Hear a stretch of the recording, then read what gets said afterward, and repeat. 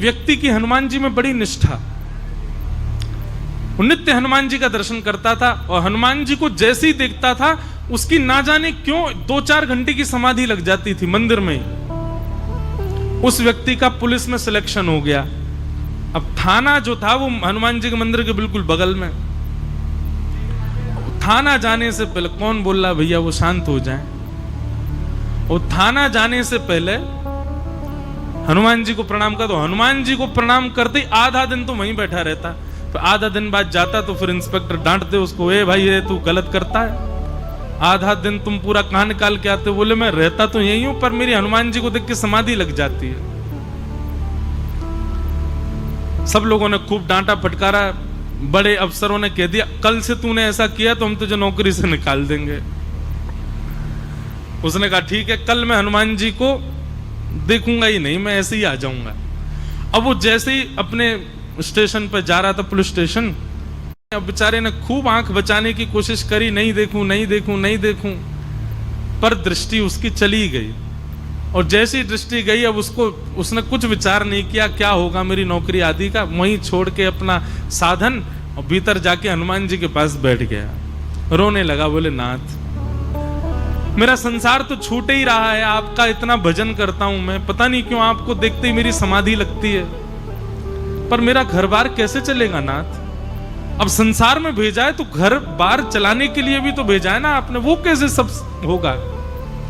बैठा रहा, और दिन तो 4 घंटा बैठता था, आज 8 घंटा बैठा रहा हनुमान जी के सामने ही। 8 घंटा बाद उसको लगा अब नौकरी तो मेरी चली गई, आज तो मैं निकल जाऊंगा। शाम हो गई थी, मंदिर से बाहर निकल, सत्य घटना है ये, वो हनुमान जी का मंदिर प्रसिद्ध है। तो जैसे ही शाम हो गई तो अफसर निकल करके बाहर आया, बोला अब मेरी नौकरी तो चली गई, वो मुझे निकालें उससे पहले मैं ही मना कर देता हूं कि भाई मुझसे नौकरी नहीं हो रही, आप मेरी वर्दी वापस ले लो। अंदर जाकर के अफसर बैठे थे, उससे जाके उसने कहा महाराज मुझसे नहीं हो पाएगा, ये नौकरी तो मेरे बस की बात नहीं है, आप वर्दी ले लो। बोले क्यों क्या हो गया। बोले देख नहीं रहे आप, मैं ड्यूटी पे नहीं आ पाता, मैं कोई काम ढंग से नहीं कर पाता, कैसे करूं, इतने दिन हो गए मैं एक भी दिन समय पे नहीं आया। बोले आज तो भाई तू हमारे संग खूब बढ़िया आनंद करके आया है, आज तो सब ठीक था, बस ऐसे ही करना जैसे आज किया वैसे ही करना रोज। बोले आज किया वैसे ही करना मतलब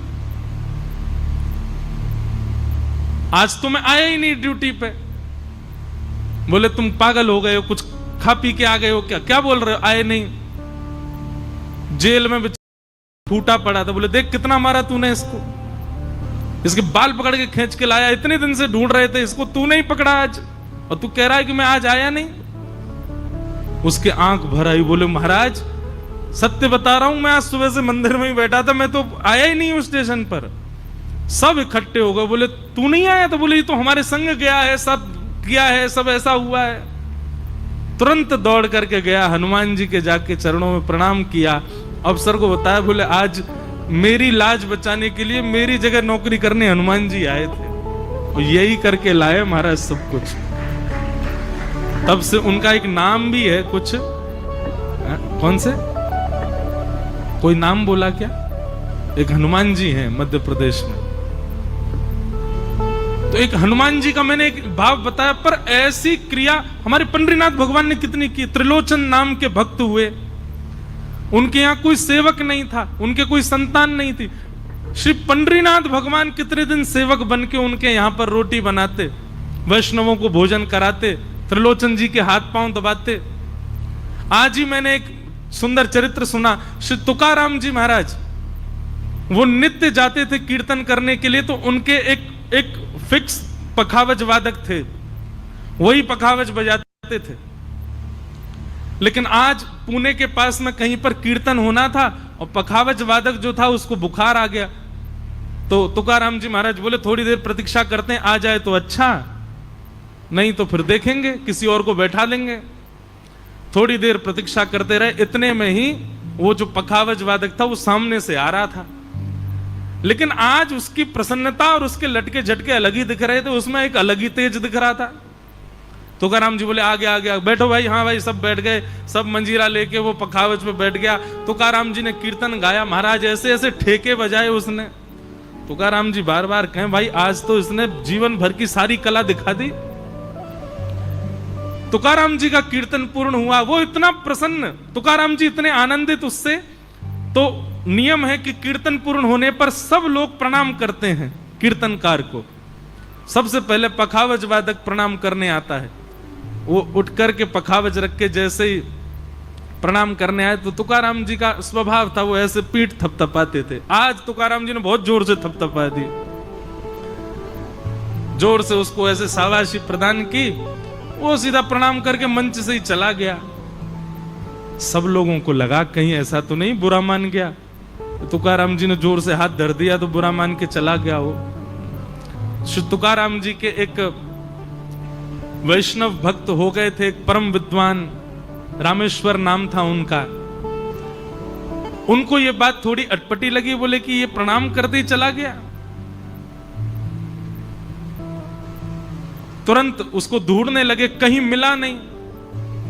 बोले भाई बहुत बुरा मान गया, इसके घर जाके मना के लाओ। तो रामेश्वर जी उसके घर गए, पत्नी ने गेट खोला तो बोले कहां है तुम्हारा पति, ऐसे कीर्तन से उठ के आ गया बुरा मान के। बोले नहीं, आज तो सुबह से बुखार में पड़े हैं, वो तो आज कीर्तन में गए ही नहीं। बोले काय को झूठ बोलते हो, लब दिखाओ कहां है। भीतर जाके देखा तो महाराज वो तो कांप रहा था, पूरा ऊपर ओढ़ करके रजाई पड़ा था। जाके बोला ये नाटक करता है, इतना बुरा मानता है बात का। अरे तुकाराम जी तुझसे इतना प्रेम करते, रोज तेरे को आशीर्वाद देते, आज इतना बुरा मान गया तू। वो बेचारा रजाई उठाई उसने तो उसके तो पूरा मुंह लाल पड़ रहा था, पसीना आ रहे थे, वो तो भयंकर ज्वर में था। उसने कहा नहीं भगवान, मैं तो आज आया ही नहीं हूं, मेरी तो स्थिति आप देखो, चल फिर भी नहीं पा रहा, खड़ा हुआ तो गिरने लगा। रामेश्वर जी बोले तुम कीर्तन में नहीं आए थे? बोले नहीं, आज तो मैं आया ही नहीं हूं भगवान, मैं ऐसे झूठ नहीं बोल रहा हूं, मैं सच में नहीं आया था आज। तुरंत उसको अपनी गोद में उठाया, लेकर के तुकाराम जी के पास गए। सब आश्चर्यचकित, बोले ये तो अभी पखावज बजा के गया, ये इसकी हालत क्या हो गई? बोले हालत इसकी अभी नहीं, ये सुबह से ऐसी अवस्था में घर पर है। बोले तो फिर पखावज कौन बजा के गया? तुकाराम जी के नेत्र सजल हो गए, बोले आज मेरे पंडरीनाथ आए थे पखावज बजाने। और मन में थोड़ा सा क्षोभ होने लगा, क्यों? 4 पीढ़ियों से मेरे पूर्वज सब कीर्तन करके श्री ठाकुर जी को प्रणाम करते हैं, पर आज मेरे कीर्तन में ठाकुर जी मुझको प्रणाम करने और मैं ऐसे थपथपी दे रहा था उनको। नेत्र सजल हो गए। ठाकुर जी कितने अधीन है अपने भक्तों के। तुकाराम जी महाराज कीर्तन में पखावज बजाई ठाकुर जी ने, नामदेव जी के कीर्तन में नृत्य किया ठाकुर जी ने, श्री पंडरीनाथ भगवान ने, श्री त्रिलोचन दास जी के यहां पर सेवक बनकर के कितने वर्षों तक सेवा की त्रिलोचन जी की। अरे केवल रोटी सब्जी नहीं बनाते थे, हाथ पांव भी दबाते थे त्रिलोचन जी के।